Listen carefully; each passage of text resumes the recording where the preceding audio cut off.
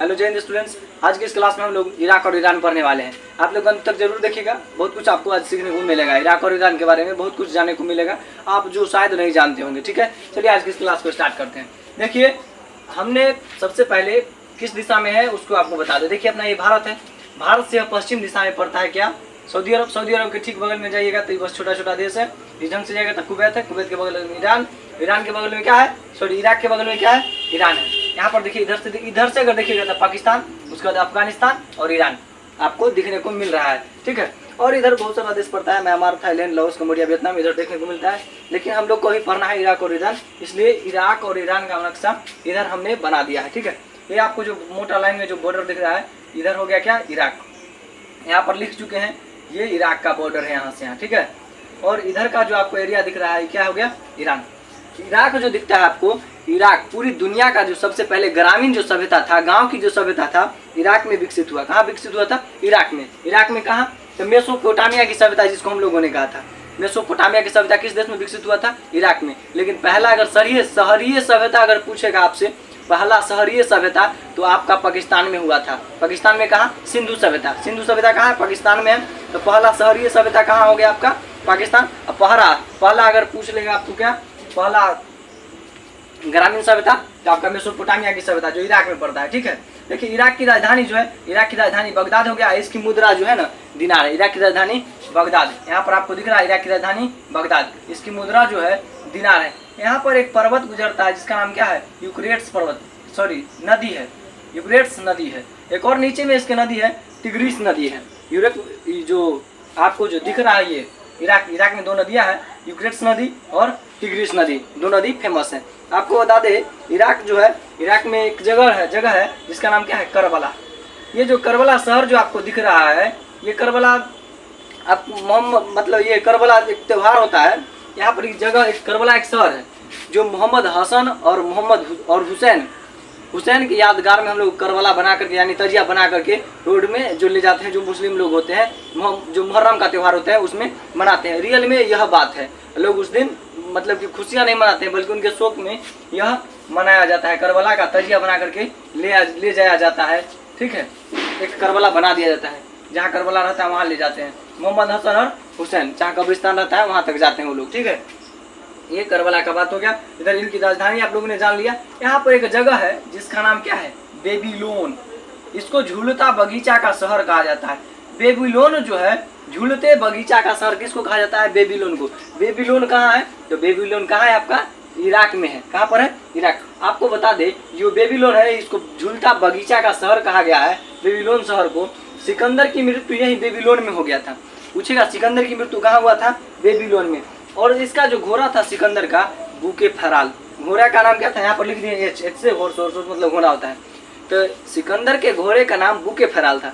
बेचारे की मृत्यु जब पता चला ना उसको, कि मेरे मालिक का मृत्यु हो गया, तो बेचारे सोच के हार्ट अटैक के कारण उसका घोड़ा क्या होता है? मर जाता है। घोड़े का नाम, सिकंदर के घोड़े का नाम बुके फराल था। सिकंदर की मृत्यु बेबीलोन में हुआ था। बेबीलोन इराक का एक शहर है। आप लोग आई होप समझे होंगे। देखिए, अब हम लोगों ने इराक को अच्छे ढंग से जाना। इराक के बारे में अब जानने के बाद हम लोग आते हैं यहाँ पर ईरान में। ईरान यहाँ से अलग होता है। देखिए, ईरान और इराक में शिया सुन्नी जाति के लिए, यह मुस्लिम का जाति होता है। शिया, सुन्नी, अहमदिया, जैसे में पंडित में भी होता है, मैथिली, पंडित, झा, इस ढंग से वैसे जाति होता है उसी के अंदर।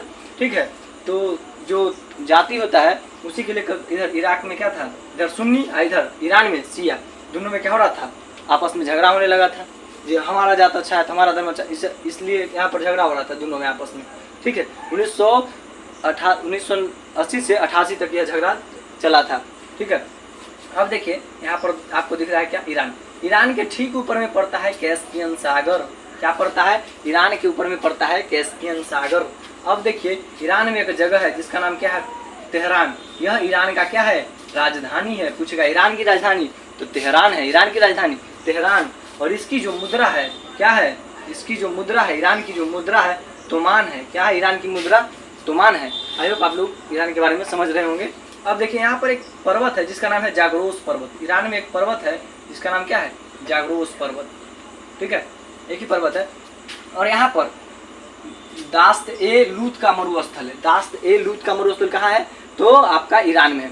दास्त ए लूत का अगर मरुस्थल पूछा जाएगा तो कहाँ है? ईरान में आप लोग को बताना है। मरुस्थल जहाँ पर रेत ही रेत, बालू ही बालू पाया जाता है उसको मरुस्थल हम लोग बोलते हैं।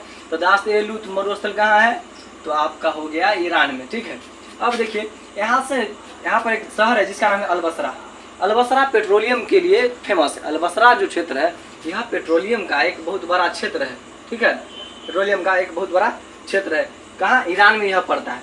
यहाँ पर ठीक नीचे देखिएगा क्या है? चबहार बंदरगाह, जो भारत डेवलप कर रहा है।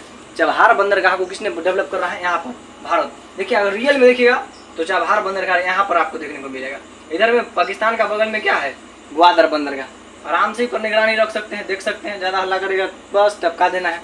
इधरों से तो इधर हमारे देखिए रहे हैं, गुजरात से भी देखिए ना, इतना दूर कहाँ जाने की जरूरत है, समझे ना। तो यहाँ पर जो चबहार बंदरगाह, इसको कौन डेवलप कर रहा है? भारत डेवलप कर रहा है, इसको बढ़ा रहा है।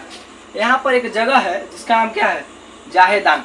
जाहेदान से भारत, यहाँ से जाहेदान से डायरेक्ट अफगानिस्तान की राजधानी काबुल तक भारत क्या कर रहा था? एक रेलवे लाइन बिछा रहा था। यह रेलवे लाइन की प्रक्रिया सरकारी हाथों में था, इसलिए धीरे धीरे बढ़ रहा था। इसलिए बहुत दिन हो जाने के कारण, देर हो जाने के कारण ईरान इस प्रोजेक्ट को कैंसिल कर दिया है। हालांकि जब मंजूरी मिलेगा तो बनाया जाएगा। प्राइवेट कंपनियां के पास अगर ये रहता तो शायद जल्दी बन सकता था, ठीक है। अब यहाँ पर एक जगह है जिसका नाम क्या है? बंदर ए अब्बास, जो एक बंदरगाह है जो समुद्र के किनारे पड़ता है। अब देखिए ध्यान से देखिएगा, इसकी जो सीमा है यह फारस की खाड़ी से लगता है। किसका? ईरान की सीमा। ईरान की सीमा फारस की खाड़ी से लगता है। इसका पहले नाम क्या था?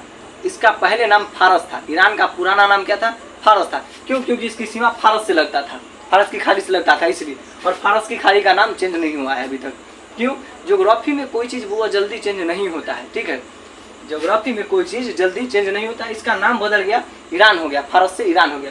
यहाँ पर पहले पारसी लोग रहते थे और ये लोग क्या हो गया? जब शिया सुन्नी को लेकर मार हुआ तो भाग गए। क्या हुआ? भाग गए कहाँ? भारत। और भारत में आकर पंजाब में, पंजाब वाले एरिया में यहाँ पर आकर के बस गए, क्योंकि यहाँ से पास से पड़ता है ना। यहाँ पर इस एरिया में आकर के बस गए कौन? पारसी लोग। और यहाँ पर मुस्लिम बस गया। बाकी तो पूरा मिडिल ईस्ट में लगभग जितने भी देश है, पूरे मिडिल ईस्ट में 17 देश हैं और जितने भी देश है लगभग क्या है? मुस्लिमें हैं। उसमें से एक देश है जिसका नाम इजराइल, वहाँ पर यहूदी है। और सारा ईरान में जो है शिया जाति की क्या है? अधिकता है, ठीक है। शिया जाति के यहाँ पर ईरान में अपना बहुत ज़्यादा अधिकता है। आई होप आप लोग समझे होंगे। मिलते हैं नेक्स्ट क्लास में।